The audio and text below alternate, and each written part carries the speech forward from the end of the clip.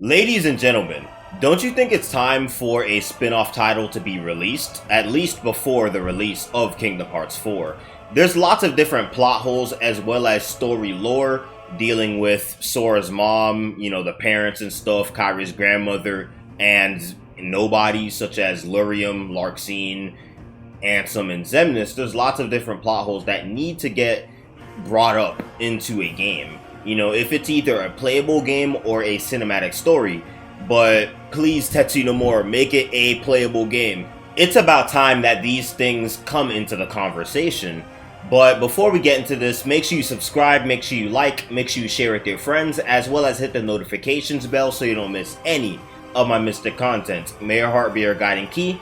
Let's grow this Mystic family. Let's get on with this. But to start this off, we need to touch on how Ansem feels. What's his point of view of things? Point of view of taking over Riku? His point of view of traveling through time? How did he learn how to travel through time? Because it was revealed in Kingdom Hearts Dream Drop Distance that Ansem was the one that transcends time. So how did he learn these things? Did he learn these things from Lushu? Did he learn these things from the Master of Masters? Did he learn these things from Odin? Did he learn these things from stumbling across a book, maybe the Book of Prophecies? Like, how did he know how to time travel? So a game based around Ansem would be pretty good if it's tastefully done, right? So it would be nice. Like, there's many different connections between Ansem and Xemnas that needs to get touched on as well. Like, for example, how come Ansem is able to use a Keyblade-esque weapon? He's able to manifest the Soul Eater and the No Name, so he's able to use Keyblade-esque attacks and Keyblade-esque weapons. But Xemnas, he uses the Ethereal Blades, aka the lightsabers. How come Xemnas can use that, but he can't use the No Name, or he can't use the Soul Eater? That's just a lot of different things that are just up in the air. Like, is the Soul Eater something that's correlated to Riku, or is it somebody else? Because we know that Ansem uses the Soul Eater inside of the final boss fight of Kingdom Hearts 1. He pulls out the Soul Eater Keyblade, and we know that Riku's heart is not inside of Ansem. Ansem's heart is inside of Riku, so that would kind of be impossible for Ansem to use the Soul Eater Keyblade without Riku's heart being inside of his, but it's vice versa instead, so it kind of doesn't make any sense. So that has to get touched up on. How come Xemnas made the world that never was in the form of Quadratum? Because there's lots of different similarities between the world that never was and Quadratum. So how does Xemnas know about Quadratum? Is he having weird thoughts and weird dreams lately, just like how Sora has about certain cities and stuff like that? Like how he says, I want to line the pieces up, yours and mine. Like, is he referring to that type of thing? Like, does Xemnas go through that too, given that he's a nobody, and how Roxas can experience memories and dreams about Sora? So can he do the same thing with Xehanort? Because we know for a fact Xehanort went to Quadratum before. From the context clues of the Kingdom Hearts 4 trailer, as well as the context clues in the Dark Road trailer, as well as context clues in Kingdom Hearts 3 Remind, we know that Xehanort met the Master of Masters, and what it's lining up to be is the Master of Masters took Xehanort on a joyride to Quadratum. So those things have to get touched up on. But we are moving on to another thing we can see inside of a potential title, a potential spin-off title. But Kairi's grandmother. Okay, Kairi's grandmother is something that has been sparking so much speculation and theories for so many games now.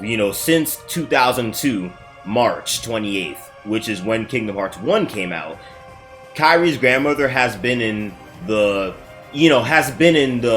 theory type of thing for years. We've been thinking about Kairi's grandmother for decades now, and it's just crazy to think that this character, everybody's taking her lightly, but then there is so much context clues that she's going to be a great important character in the future. I highly doubt that Ansem the Wise has a book somewhere that talks about the events of original Kingdom Hearts and how they fought over Kingdom Hearts. I feel like she personally witnessed this, or maybe she personally, you know, her feelings towards it is because she was involved in that battle. You know, there's lots of different things to gain from the way that she speaks and the way that she presents herself, you know, and the way that she tells Kairi the stories, you know, that there is more that meets the eye to her character. But I definitely can't wait what they do with her character in the future, because I can guarantee you that we are going to get her in either a game as her as a, you know, as a female protagonist, or we may get it as an entry inside of a mainline game such as Kingdom Hearts 4. Sora's mother. Okay, Sora's mother, I've been betting hard on Sora's mother lately because, and I wouldn't even say lately, because I've been talking about Sora's mom since 2009. You know, Sora's mom has been in talks, like, for once. You know, she's been a part of the conversation once. And that infamous line, Sora, dinner's ready, come on down. Sora? Has been rocking the internet since. And a lot of people forgot about her, and a lot of people don't even care about her. And, you know, and that's what I'm trying to tell people is, do not lose sight of that person, because she is, there's a lot of potential that meets the eye when it comes to Sora's mom. You know, so we need to keep a close eye on her character, because she can very well feature in her own mainline title, or maybe a spin-off title based around Sora's mom and Sora and her mom. Sora and Sora's mom's connection. You know, there can be a possible spin-off title for this character, and how I see it happening is we will have a Kingdom Hearts spin-off title, and we are going to see a female protagonist. One day, Heartless and Nobodies will run amok, and Sora's mom will either be bequeathed a Keyblade, or she will get a Keyblade organically, or she can possibly get a Keyblade just by her getting selected, you know, getting selected to have a Keyblade, like being able to manifest a Keyblade, kind of in the way that Lee/Axel formed a Keyblade in Dream Drop Distance. There's a huge possibility, but the story will progress of her fighting her way through Heartless, fighting her way through Nobodies possibly, and she will stumble across Lushu or something, like, who knows. She will maybe fight Lushu, and Lushu would be defeated, and then a few years later, Lushu will go seek out another body, Braig. He uses that body, the events of Birth by Sleep happens, and then moving on, 10 years later, after the events of Kingdom Hearts Birth by Sleep, Kingdom Hearts 1 would happen. She has a son named Sora, 14 years old. The events happen, she sees Sora fly off into the sky with the darkness, and she assumes that Sora is done for, and she is going to spam the power of waking to bring her son back. Little she knows, her son is A-OK. We've seen our characters that we love so much react off impulse before, many times throughout the series, where they really, you know, they pretty much destroyed themselves doing so.